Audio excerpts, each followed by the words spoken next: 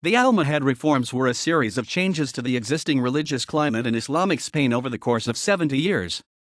The preceding Almoravid dynasty, while more repressive than some governments in Al-Andalus, was not violent.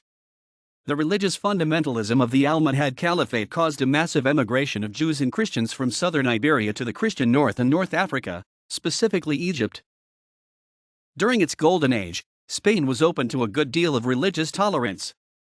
For the most part, the Almoravids let other people of the book, or other religions that held the Old Testament as a holy text, practice their religion freely. The Almoravids, however, were more puritanical than previous Muslim rulers of Spain. The golden age for Jews in Spain is considered to be under the relative lax rule of the Muslim caliphates in Al-Andalus. It was generally a time when Jews were free to conduct business, participate in government, and practice their religion without fear of persecution. Like the Almoravids, the Almohads crossed over into Spain from North Africa.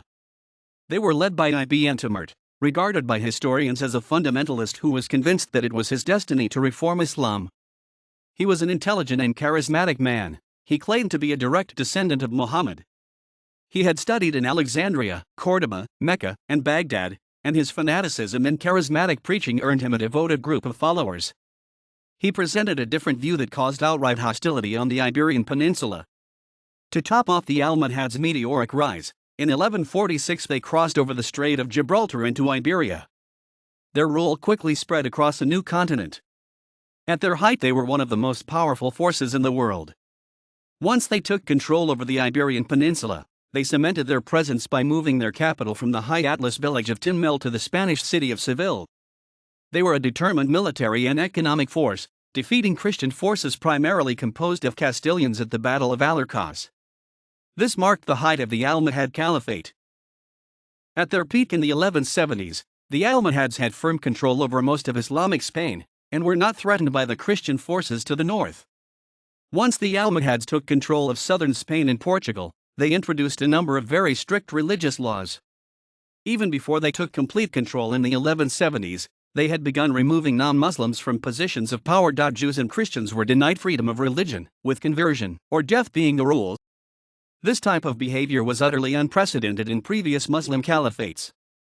However, the Almohads were on a self-declared jihad, and they were willing to use brutal techniques to back up their holy war. When the Almohads took control, many Jews were killed in the invasion.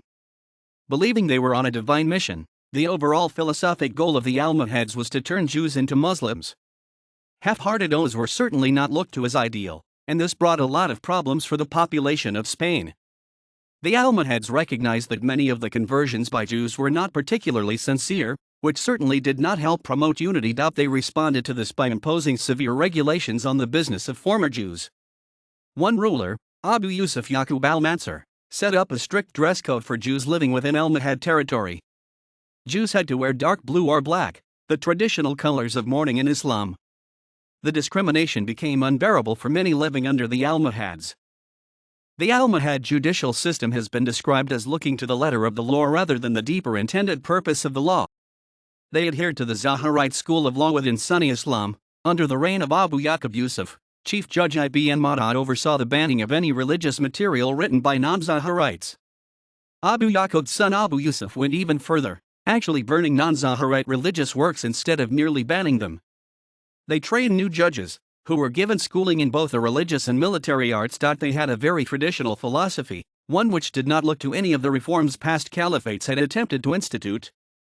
Where the preceding Almoravids considered themselves an empire, the Almohads sought to return Spain to the days of the Caliphate. The Almohad Caliphate was decisively defeated by the combined Christian forces of Portugal, Castile, and Aragon at the Battle of Las Navas de Tolosa. In 1212, the battle is recognized as one of the most important events in the Reconquista movement in Spain. Not only was it a decisive defeat of the Muslim forces, it was also one of the first times the fractured Christian kingdoms of the north came together for the common goal of reclaiming the peninsula. By 1270, the Almohads were no longer a force of any significance on the Iberian Peninsula, or anywhere else in the world. After their fall, the fundamentalist religious doctrine that they supported was relaxed once again. One holdover for Jews was a law that stated that people who converted to Islam would be put to death if they reconverted. == Works cited ==